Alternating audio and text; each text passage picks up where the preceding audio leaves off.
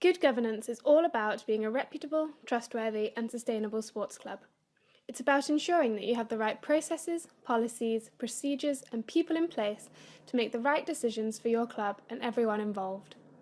To apply for funding from Sport England or from other sources of public money, your club will have to demonstrate that you meet at least Tier 1 of a Code for Sports Governance, which was launched in April 2017. The code has 3 tiers, or levels, of governance requirements, but in this video we will just be looking at Tier 1, which are the minimum requirements of the code. The vast majority of small grants awarded by Sport England will fall within Tier 1. Even if you are not planning on applying for funding in the near future, your club should be striving to meet these governance standards. Following good governance practices simply demonstrates that you are a club that acts with integrity and makes decisions with your club's best interests at heart. Tier 1 of the code has 7 requirements, which we'll break down into sections and explore in this short video. We will look at your club's constitution or governing documents, the topic of inclusivity, your club committee, your club's meetings, finances, and at the end we will direct you to further support and guidance available on the topic of governance. Let's start with looking at your club's constitution or governing document. Your club should have governing documents in place which set out how it is managed. A constitution is your club's governing document and should outline your club's aims, approach to membership, committee structure, decision-making processes, rules and disciplinary procedures. Your club should then operate in accordance to what is outlined in your constitution. For more guidance on this, visit the Constitution page on Club Matters, where you can access further support and a constitution template. The next topic we're going to explore is inclusivity. If your club is membership-based, it should be inclusive and accessible.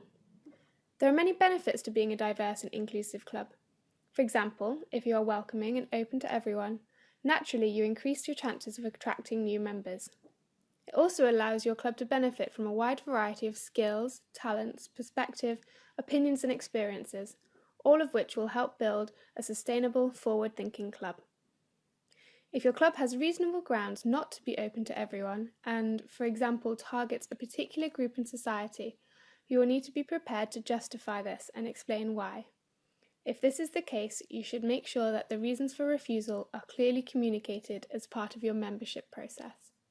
Visit our inclusivity section for more support and guidance on creating a welcoming sports club.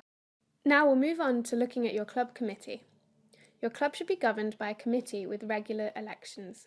In an ideal world, your committee would be regularly refreshed with new members to bring on new perspectives, ideas and challenges, with no one committee member serving more than 9 years in total. However, this isn't always feasible, but what your club should at least aim for is that the current committee members stand for re-election. When deciding who sits on the governing committee, skills and diversity should be considered. A diverse, skilled committee will be more balanced and effective, and it should encourage you to look outside your current volunteer base into the wider community, rather than relying on current volunteer pools of friends and family. That said, you don't want to discourage any enthusiastic members if they don't have the skills they need right at the start. Committee members can and should engage in training as necessary.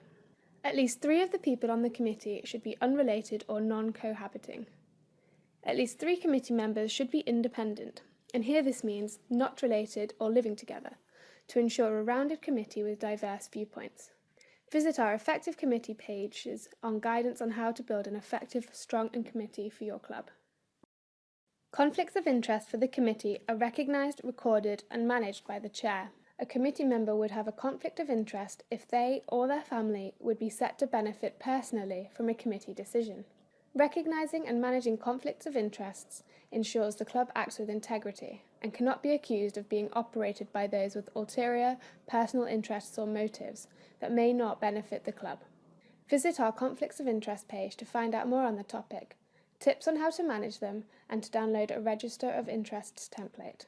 Now we'll move on to meetings. Your governing committee should meet regularly. Regular meetings ensure important matters, such as finances, are considered within a suitable timeframe. If possible, aligning meetings with business milestones, for example, the end of your financial year, allows dates to be planned in advance and increases the likelihood that attendees will be available. Decisions should be recorded and approved. It's important to capture key discussion points and decisions in formal minutes of a meeting. Following the meeting, the minutes should be circulated to the committee members who were present so that they can confirm the key points have been noted correctly. Visit our Effective Meetings page for guidance on how to plan and run a productive meeting, and to download our minutes template for capturing key discussion points and decisions. Now it's time to look at your club's finances. Your club should have a bank account with 2 independent signatories.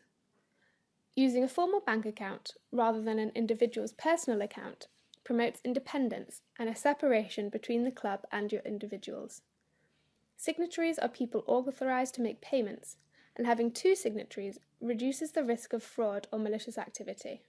Annual accounts should be prepared and reviewed independently of the person who prepared them.